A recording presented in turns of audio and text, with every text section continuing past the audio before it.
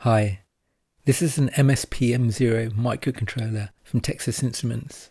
It's a tiny thing, just 28 pins, but it was easy to hand solder on this DIY breakout board. There are just a few capacitors and some resistors and a reset switch. There's no crystal oscillator. In the past, TI had a beginner-friendly product lineup called MSP430, and this new MSPM0 series follows in the same spirit, I feel.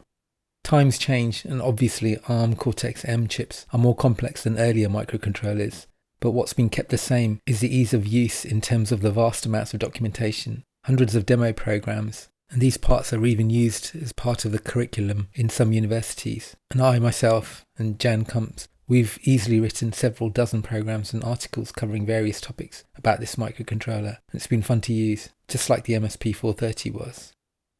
TI has very thoughtfully made the development tools work for all major operating systems, and the supplied software libraries are not bloated, and software can be compiled within seconds from the command line. Flash on this microcontroller can be programmed via UART because there is a built-in bootloader, or alternatively, SWD or serial wire debug connections can be used, with a low-cost debug probe that attaches to the PC. I brought out the programming connections to a header.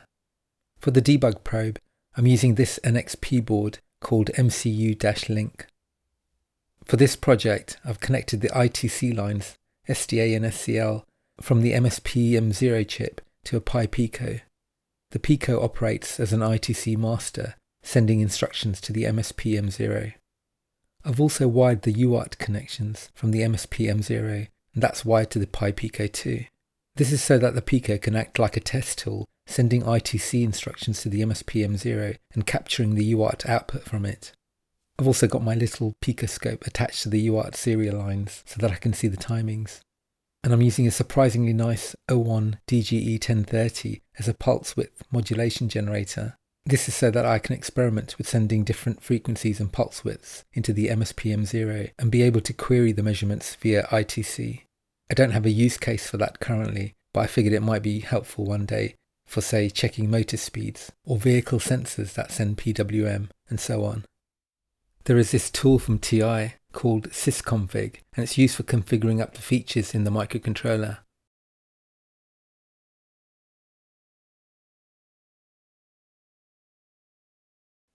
Sysconfig generates two files, which you can then include into the build, and that's the microcontroller setup sorted. Then you could look in TI's software development kit, also on GitHub, and choose what example programs you may want to copy-paste from to speed up developing the desired application. In my case, I noticed that the BeagleBone people had used a near similar MSPM0 part to create what they called a processor companion, which emulates a real EEPROM and an ADC. They save on parts cost because the MSPM0 microcontrollers cost just $1 or $2. Plus, there's no need to create device drivers for their main Linux processor because the BeagleBone guys chose to emulate parts that were already supported in Linux. This seemed like a great idea, so I took their code and removed the EEPROM function. I didn't need it, and stripped down the ADC to 3 channels instead of 8, freeing up more GPIO pins for my future use. I've been working on a project with an ESP32, and I've run out of UART ports. So I looked around and decided to loosely emulate the register set of an old 16550 UART chip that was popular in old PCs. It means I can send I2C instructions to write or read the UART, and I used a couple of GPIO pins on the MSPM0 to become I2C address select pins, so that by adding more MSPM0 chips, I can get up to 4 UARTs per I2C bus. And, as mentioned earlier, I decided to also implement a frequency and duty cycle measurement function, which doesn't really emulate any existing parts that I'm aware of. It's just a little niche feature that may be helpful. To test it all, I used Python on my PC, which communicates with the Pi Pico. The software on the Pico is acting like a USB UART and USB to I2C adapter. Here the software is testing the frequency and duty cycle measurement. I've applied a 40 kHz signal at 5% duty cycle. This measurement is not bad, there's no crystal as mentioned on the particular part that I've chosen.